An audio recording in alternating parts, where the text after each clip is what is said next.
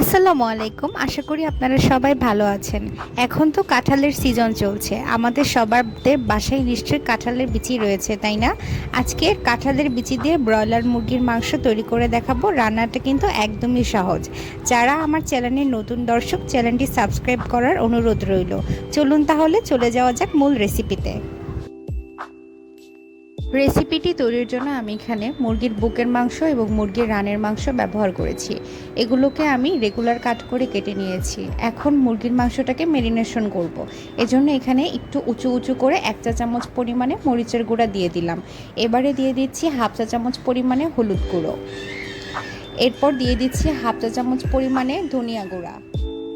আপনাদের মুরগির মাংসের পরিমাণ কম বা বেশি অনুযায়ী এখানে মশলার ব্যবহারও কিন্তু একটু কম বেশি করে নেবেন।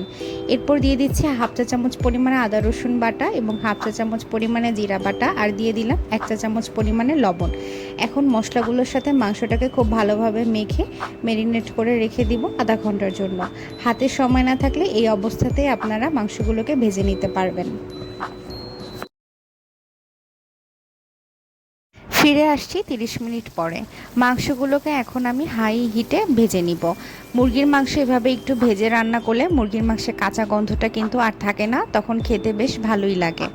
চুলায় কড়াইতে তেল দিয়ে দিয়েছিলাম এবং সেটি খুব ভালোভাবে গরম হয়ে আসার পরে মুরগির মাংসের টুকরোগুলো ভেজে নিতে হবে। সবগুলো মুরগির মাংসের টুকরোগুলো কিন্তু একইভাবে ভেজে নিতে হবে। এই তো সবগুলো মাংস ভেজে নেওয়া হয়ে গিয়েছে। আমি এখন এটাকে একটা সাইডে রেখে দিচ্ছি। চুলায় আমি একটি প্যান বসিয়ে দিয়েছি এবং তাতে দিয়ে দিচ্ছি পরিমাণ মতো সয়াবিন তেল। এরপর আমি এখানে দিয়ে দিলাম একটি তেজপাতা, 3 টুকরা দারুচিনি এবং এখানে দিয়ে দিচ্ছি 3টি এলাচ। গরম মশলাগুলোকে 10-15 সেকেন্ড তেলের সাথে ভেজে নেওয়ার পরে আমি এখানে দিয়ে দিলাম 1 কাপ পরিমাণে পেঁয়াজ কুচি। পেঁয়াজটা বাদামি কালার হয়ে আসা পর্যন্ত আমি ভাজতে থাকবো। চুলার আঁচটা কিন্তু মাঝারিতেই আছে। পেঁয়াজের রং দেখুন বাদামি কালার হয়ে এসেছে। এই পর্যায়ে আমি এখানে দিয়ে দিলাম 1 চা চামচ পরিমাণে আদা এবং রসুন বাটা। এখানে টোটাল 1.5 টেবিল চামচ পরিমাণে আদা রসুন বাটা ব্যবহার করেছি। মাংস মেরিনেশনের সময় একবারে ব্যবহার করলেও হবে। মশলাটা যাতে পুড়ে না যায় এজন্য এখানে আমি মেরিনেশন করা বাটিটা ধুয়ে একটু সামান্য পরিমাণে পানি দিয়ে দিলাম। এরপরে এখানে আমি 1 চা চামচ পরিমাণে লবণ অ্যাড করে দিলাম। লবণটা আসলে আপনারা আপনাদের স্বাদ অনুযায়ী ব্যবহার করবেন। মাঝারি আঁচে মশলাগুলোকে একটু কষিয়ে নেওয়ার পরে এখানে আমি কাঁঠালের বিচি দিয়ে দিলাম। কাঁঠালের বিচিটা আমি ভালোভাবে ধুয়ে একটু খোসাটা বটির সাহায্যে কেটে নিয়েছিলাম। এখন আমি মাঝারি আঁচে কাঁঠালের বিচিটাকে প্রথমে 1-2 মিনিট একটু মশলাগুলোর সাথে কষিয়ে রান্না করে নিব।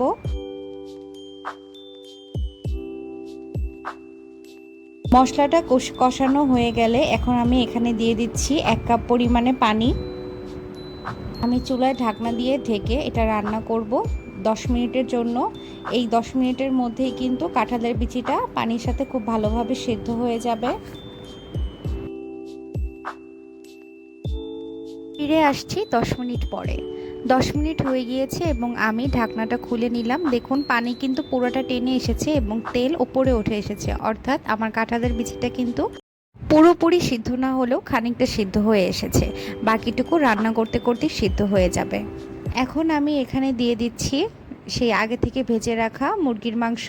মুরগির মাংসের সাথে কাঁঠালের বিচিটাকে এখন আমি খুব ভালোভাবে একটু কষিয়ে 3-4 মিনিটের মতো রান্না করে নিব।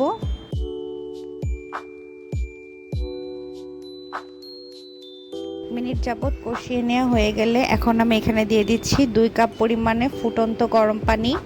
চুলার আঁচটা এখন মিডিয়াম থেকে হাই করে দিয়ে একটু নেড়ে চেড়ে আমি ঢাকনা দিয়ে রান্না করব 10 থেকে 12 মিনিটের জন্য।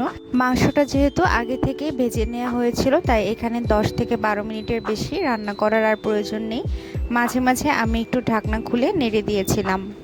প্রায় 12 মিনিট পরে আমি এখন ঢাকনাটা খুলে নিচ্ছি। দেখুন পানি কিন্তু অনেকটাই টেনে এসেছে, অর্থাৎ মাংস আর কাঁঠালের বিচি কিন্তু ভালোভাবে সেদ্ধ হয়ে গিয়েছে।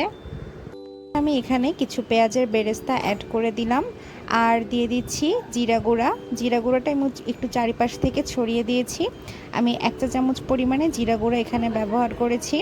আর এখানে আমি 3-4টি কাঁচামরিচ একটু মাঝখান দিয়ে ভেঙে দিয়ে দিলাম। এতে কিন্তু ঝাল ছড়াবে না, কিন্তু খুব সুন্দর একটা কাঁচামরিচের ঘ্রাণ আসবে। এখন আমি সবশেষে একটু ঢাকনা দিয়ে 1 থেকে 2 মিনিটের জন্য রান্না করে নেব। এই তো মুরগির মাংসটা রান্না করা হয়ে গিয়েছে এবং আমি এটা চুলা থেকে নামিয়ে নিয়েছি। খুব সহজেই ঝটপট তৈরি হয়ে গেল কাঁঠালের বিচি দিয়ে ব্রয়লার মুরগির মাংস রান্না। আর এটা খেতে কিন্তু অসাধারণ হয়েছিল। আপনারা আমার রেসিপি ফলো করে কিন্তু এভাবেই খুব তাড়াতাড়ি মজাদার এই মুরগির মাংস রান্নাটা কাঁঠালের বিচি দিয়ে করে ফেলতে পারবেন। ভিডিওটি ভালো লেগে থাকলে আমার চ্যানেলটি সাবস্ক্রাইব করার অনুরোধ রইল। আর অবশ্যই আপনারা যদি আমার কাছ থেকে কোনো রেসিপি জানতে চান তাহলে কিন্তু কমেন্ট করে বলে দিতে পারেন। সবাই ভালো থাকবেন, সুস্থ থাকবেন। আজ এই পর্যন্তই। আল্লাহ হাফিজ।